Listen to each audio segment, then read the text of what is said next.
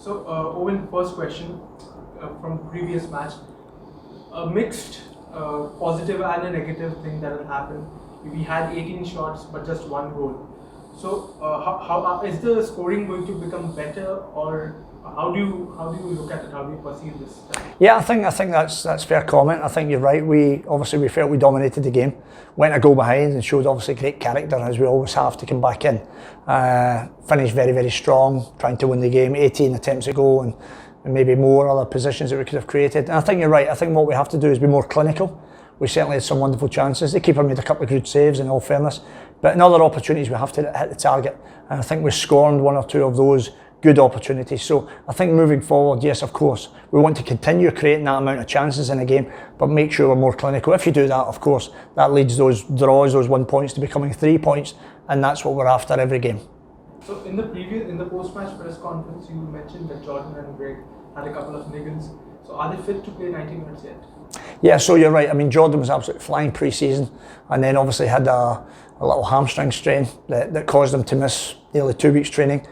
So in fairness, he wasn't quite up to match speed in terms of the night, but came into the game and did very, very well. Greg was similar but not as severe as Jordan, and he had a little thigh strain, but showed his quality when he came into the game. So they've continued to train since then. Let's hope, that everybody's available. But there is 1 or 2 niggles within the squad, but we don't want to give too much away ahead of the game. But yeah, we'll pick the best 11 certainly that's fit and available to start, and the others coming in off the bench, to have an impact. So yeah, we'll see how the next day's training goes. Jamshedpur FC was one of the 3 teams that started with a foreign pairing centre back. But do you think that leaves a little short on creativity up front?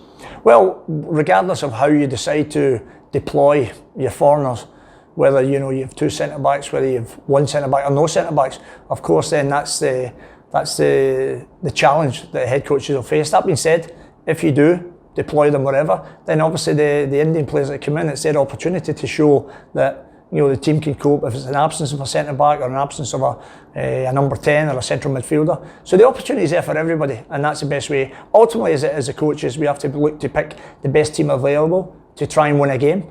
And the East Bengal game, for example, is as hard working as East Bengal were, there's no doubt we felt we should have won that game. What we have to do now, moving to FC Goa game, who will be dangerous opponents, then make sure that we have the best team available to go and try and win a very tough match. Komal Thatal, when he came into the second half, he sparked up the attack. Your thoughts on Komal, and will we get to see him more often in the left wing? Yeah, we'll certainly see Komal playing, as we will with young Boris. I mean, these are 2 young, talented players that we know we can develop and turn into very good players for Jamshedpur, and they can go into very good careers. Now they're young, their career really is in its infancy, because obviously they'd sat on the bench for the last period of time. Now they'll get an opportunity at Jamshedpur with coaches that love working with young players, and it can improve young players as already proven. So yeah, Komal came in, did well, but Boris has equally did well. Komal had been away with under 23s, obviously had quarantine, as did Narendra, and that that's been a challenge for everybody as well, to recover quickly and then get the boys up and running with that. But certainly what it does, it really adds competition for places, which we probably didn't have last season, but we're certainly better placed this year to have that competition within the squad. Coming to the upcoming fixture versus FC Goa, historically Jamshedpur FC haven't been able to beat them much. There have been only 1 win in 8 matches. So are you looking forward to bettering the record versus FC Goa in the next match? Yeah, I mean, I've been in football such a long time that whatever's happened before has little or no effect on the game that's to come. That'll be decided on its own merits. So whatever happened 3, 4 years ago, 10, 20 years ago, wherever you've been, it has no bearing on the game. What we have to do is make sure we're the best version of ourselves, and FC Goa have the same plan to go and win a game. Now they're going to be hurting from losing the first game, and they're going to be like, certainly a wounded animal, dangerous time to play them. That's why we have to make sure we're at our very best. But we know if we're at our best, it's a game that we can win, and that's what we have to focus on. You'll be very respectful of FC Goa as we are, with the quality they have. A fantastic club, a great philosophy, great players, an outstanding young coach in Juan Fernando. So they'll get the utmost respect from us, but equally we have to go and play our game the way we want to play at Jamshedpur.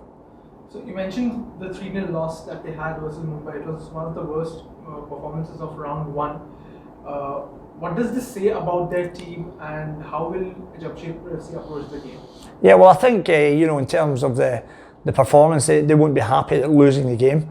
I mean, I think the margin is incidental, whether it's 1-0 or 2 or whatever. If you lose, you lose. And they'll recover from that. I mean, these are a team that has a fantastic pedigree at the club, and they'll look to bounce back quickly. In fairness to them as well, they were missing a number of top players, very good players that can make a difference to any team. You know, Brandon was out, Ortiz has just come back from injury, Sheraton was on the bench, Princeton was on the bench. So they've got a number of different options. Dylan Fox was on the bench, a player did very well in the ISL last season. So, you know, there's no doubt FC will look to freshen it up, if 1 or 2 maybe a little bit fitter or whatever. So whatever challenge they present, we have to be ready for that. As I said before, they're a good side, they'll be there at the business end of the season. Of that, I have no doubts. We have to make sure we're focused for Jamshedpur. Final question. Bringing back the last season's fixture versus FC Goa, a result that robbed the team from a playoff spot. Does this upset you in general?